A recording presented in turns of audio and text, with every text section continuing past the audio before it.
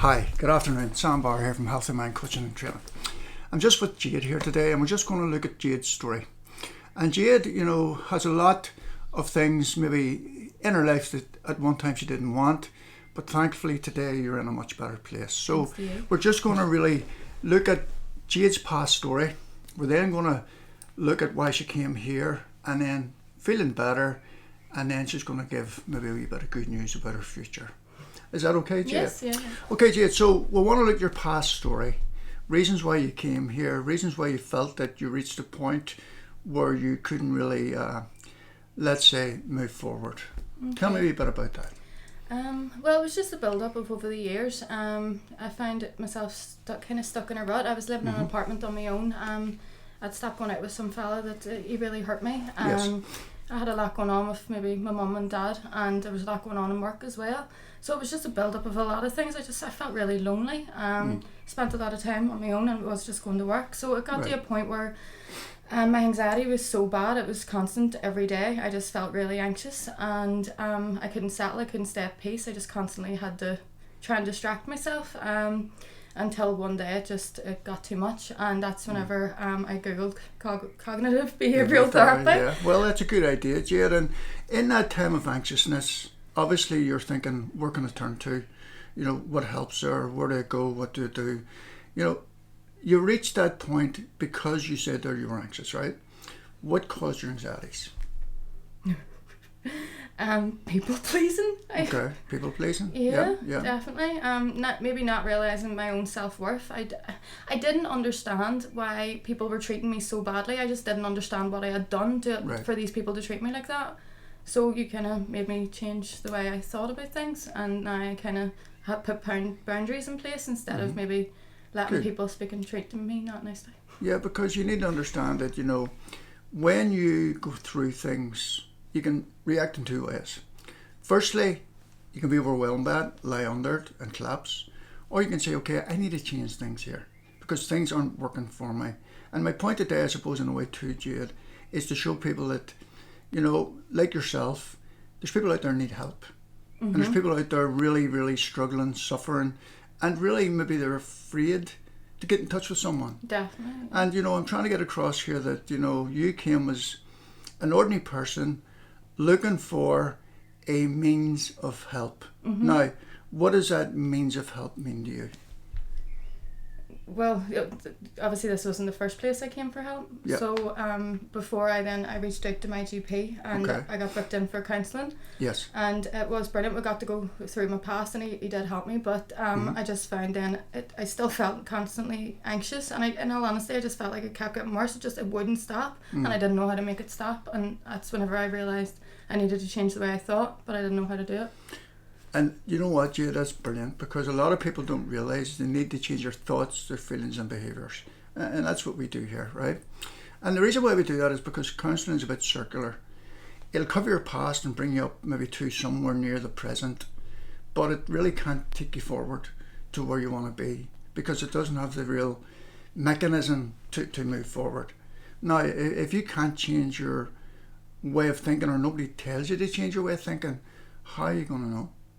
Exactly, yeah. But I did recognise when you came here, you were struggling, you were finding things difficult, you were irritated, agitated, anxious, depressed, feeling as if the world was closing in on you. Yeah. Yeah, now I understand that, but the fact that you came here, firstly, to get help is a great plus for you. Secondly, the fact that you had the sense to realise, hold on a minute, I need to do something about this. Oh, there was no other choice, Yeah. There was no other choice. It got to the point where it was either me or change my life, and that's whenever I had to put myself first, and that is just it. You have to put yourself first before anyone, really. Well, I'm glad you mentioned that, Jay, because there's always this sense of, if I put myself first, I'm selfish. I still think I'm selfish, but I'm glad I'm selfish, because see, not being selfish, there's only one way out, really. And well, when you get a sense of, when I first of all introduced you, look, you need to take care of yourself, right? Self-care. A lot of us are more worried about other people, our parents, our daughters, our sons, our sisters, brothers, family, all that sort of thing. And what we do then is we give out so much that we've got nothing left for ourselves. So what I'm saying is sometimes you have to be, in that regard, selfish in giving out, so that you have enough left for you. It's like the baby and the child, right? If the mother keeps feeding the child but doesn't feed herself, well then both mum and baby's going to die. Whereas if mum takes a bit and gives the baby a bit, well then there's a good chance both are going to live. And in that sense, Jade, that's what we need to do for ourselves, for our own mental well-being, but also for our own self-worth, self-esteem, self-confidence in life. Because look, out there the world will take that from you if you allow it. But the fact that you made a conscious choice to change, and I like that word change, transformation, because that's what was needed and that's what you've done. Now, after you came here, you said that you started to feel a bit better, right? Sam, I actually thought about this the other day, and I probably should have said, but I came to you the week before my birthday, as you know, my friend paid for. So in my birthday, I actually had an argument with one of my friends, and I remember going, and she went to walk away from me, and normally I would just run after someone and go like, "I'm sorry, do you know, we'll fix this," and I just thought, nah. You really taught me that sometimes you just need to take a step back and think, is this really worth, like, do you know, putting myself through this? And sometimes the answer is no. So that was my first instance of starting to feel better. It was the first time in my life I actually stopped for a minute, thought about what I wanted instead of what other people wanted, and then made my decision based on that. Yeah, because look, there's a thing we do called the power of saying no. And what it's about is realising that I don't always have to say yes. I don't have to people please. I don't have to be so agreeable that people walk all over me. Because when you get a sense of that, then you're going to devalue yourself and let others devalue as well. So there is, first of all, saying no. Firstly, it makes you honest, because you really do want to say no, but you just say yes to please people. Secondly, it empowers you because you actually feel good that you were genuinely authentic and honest and say, look, can you get somebody else? Thirdly, what it does, it stops people taking advantage of you and realising that you have value and you always won't be there just because they think they can click their fingers or call you, or, you know, good old Jade, she'll be there, she always says yes, right? and Jade does. Yes, exactly, and that's what makes you then devalue and even get probably demotivated as well. And when them things all come together on top of you, it's a heavy weight. But it's good that you fought through that, Jade, because look, at the end of the day, it is you that does the work, right? I give you the tools, the inspiration, the motivation, and help you with the transformation. But you, of course, have to do the work which you did. Now you're feeling better. Tell me a bit about that then, Jade. What happened then? But my best bit, I just want to say, from going from having constant anxiety every single day to no longer having anxiety. As soon as I feel a wee bit anxious, I go, oh, where's this coming from? And can work out actually where it's coming from and fix it. So that's the main thing with feeling better. And it's just more, I stopped, before I was like, whenever you ask me what makes you happy, and I couldn't answer. And looking back now, you're like, everyone should be able to answer that question of what makes them happy or what they want to do with their life. So it was whenever I started taking and putting boundaries up and just thinking about what I wanted, then that's whenever everything started changing. I started to feel better. My life didn't change overnight, but how I felt about my life slowly did, and it allowed me to make small changes here and there. You see, that's critical there. See small changes. If you were to do a 180 complete reversal of your everyday life, you'd be back again the next short days, 3-4 days. And the reason is because it can't stick. It's too much of a transition. The fact that it's smaller increments means that you're almost underpinning everything as you go along, which is why it has stuck with you. Oh, right, okay. You know, it builds up and it sticks. If you do too much, you go straight back. So that was a good thing. That makes sense. Yeah, of course it does. I know. So you're feeling better. Things are looking good. I did recognise that you ended up then, you know, obviously there's a gap in you kind of being here, and it seemed at that time you've got things sorted out, everything's going well. And I suppose you too, life always has something, let's say, to try and bring you down, right? Now you've got two choices. You can be proactive and keep going and fighting your battles and winning, or you can be reactive and let life happen to you, and then when it gets too heavy, you break down. So you obviously learnt the tools, the techniques and the strategies. We're using them. You're feeling better. I think you got a new job. Oh yeah. Right, okay. And then of course it seemed that there was a bit of a wall again, or what happened there? I just was trying to find my purpose. So I was applying for jobs and trying to find. Well, in all honesty, I wanted to go into a charity. I really wanted to help people. And then I just. It's not that easy. It's not that easy. No, I can understand it, yeah, because when you're trying to find your purpose, you know, you have to. Well, you've got the impression that you'll just slot in, right? And a lot of times when people go to do things, they don't realise that it just doesn't slot in. And if you're going to make something happen, it takes more than you. And if other people don't try to help, encourage, facilitate, you know, join with you, then there's going to be this almost feeling of isolation. Mm-hmm. Maybe not wanted, maybe judged, condemned, whatever, or, you know, whatever happens. But it's not just a smooth, you'll fit in just because you want to be there, right? Yeah.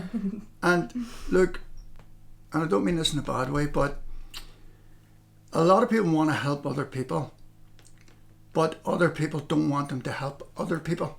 Does that make sense? It makes sense because I've experienced it, yeah. Okay. Now, the good thing is, Jade, you came through all that. You were in a very low place. You were very anxious, agitated. You were very, let's say, annoyed and upset. And, you know, you did face many difficulties down, which is great that you've come through that battle. Now, where you are at the minute, tell us a bit about that. Where I'm trying to start. Yeah. Well, tell me. Well, that was it. From my experience of obviously trying to slot in somewhere else, I kind of realised that I need to work out what I want to do and what active changes I want to make. Okay. And that then came from what I need to learn, and that's whenever I came back to you and was a bit like, I want to know what you know. yeah, I know. And it is, you know, it's a hard thing to do because, you know, you're starting from a fair bit back and trying to get up to speed and trying to, you know, grab everything you can, I suppose, and to try and make it some kind of sense. Now, you mentioned the word purpose there, which is interesting because a lot of people in life don't find their purpose. But it seems to me that you have certainly stated and said that you think your purpose is going to be in helping others, right? Well, hopefully. And you did also mention there charity. Now, it doesn't have to be charity that helps people. You know, it can be many different formats, many different ways. But, you know, I heard lately that you mentioned about, you know, you were going to set up maybe a social enterprise. Yeah. And that social enterprise would be to, obviously, help people. Yeah. But tell me a wee bit about that background, Jade, so I can understand what the concept of helping people is in that regard. Well, whenever I look back, I think I was depressed for years and I did not know. Okay. And then I also look back and I go, people cannot help you if they do not know how to help you. It is that simple. Do you know what I mean? People that I were asking for help didn't know what you know. It was impossible for them to help me. Right. So that's whenever I go, right, and then obviously my friends and different people come to me and I'm like, literally there is information out there that people do not know. People need to understand boundaries. It's true. There's a lot of things that I think people need to understand because it's what I understand and has changed my life. But obviously I know it's a lot deeper than that. Yeah. Well, it is a lot deeper than that. But the thing is, Jade, you know, what you're trying to say, I think you're trying to say to me is, look, you want to be able to reach people that was in your position, going back a few years, because they, like you, probably don't know where to go, what to do, whatever. And, you know, I worked for the NHS for years.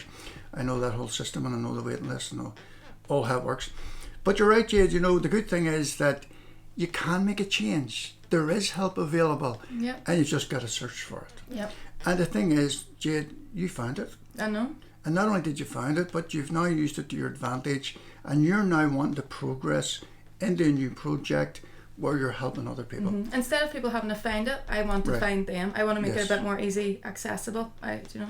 Yeah, well, that would be a great thing because at the minute, you know, people, you know, they don't even know what to Google. And because cognitive behavioural therapy, you wouldn't even, Well, when you've got... And people think counselling, and it's such a minefield. It's so confusing if you don't understand it, and that's where I struggled, and that's now why I want to try and help others. Well, that's really good thoughts, Jade, and as I say, you know, it'll be great if you get that up and running and get things going, and, you know, I know you also talked about bringing people in, and maybe myself as well, to do talks and presentations, and that's fine, But, you know, the other thing I'm thinking, Jade, too, is, you know, you've mentioned something to me that kind of keeps coming up. You know, you tend to think that because of an age group, let's say between 14 and 25, Mm-hmm.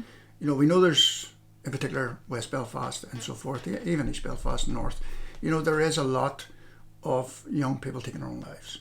I know. Now, again, I know you don't want to go into suicide prevention, but I know you want to go into education, right? Educate, because then people are aware. Yes, that's... And if you do that, then that to me, and give them a bit of an understanding of what they need to get to where they want to be, i.e., you know, learning new skill sets and different things. Well, I think that would really be a good, because I do think there's a gap at the minute. And there is a bit of a gap between knowing what to do and the service being available. Yeah. So you're saying you want to collaborate and bring those together, and I think that's a great thing. Yeah. But Jade, you know, if you were to kind of sum up, you know, a wee bit looking into the future and a wee bit how, you know, that maybe the benefits you've now received, what would they look like, and what would you hope to transfer to other people? What's the message? To find your purpose, really. Okay. To stop letting life, just stop rolling with the punches and sit back and think, what do I want to do with my life? What makes me happy? What will bring me joy and peace? Right. Because at the end of the day, you only get one life, and you really, I genuinely don't think I would have ever been happy if I hadn't have came to you. Well, that's a compliment to me, and I'll take that compliment, by the way, because it really is a good testimony, and, you know, I do get that quite a lot, and I'm thankful for it, I really am, because I don't take that lightly. I really take that deeply on board, and it's much appreciated. So, Jade, you know, all we can say is, you know, this is our first wee video. There'll probably be a follow-up, and I hope that, again, if people see this, that they'll be encouraged to find a service. You know, Thanks, you can Sam. come to us, www.healthymindcoaching.co.uk, and you can find us and have a chat with us. And look, that's as simple as that. So, all the very best for the minute, and we'll speak to you all again soon. Thank you very much. Thanks. Okay, Jade. Is that okay?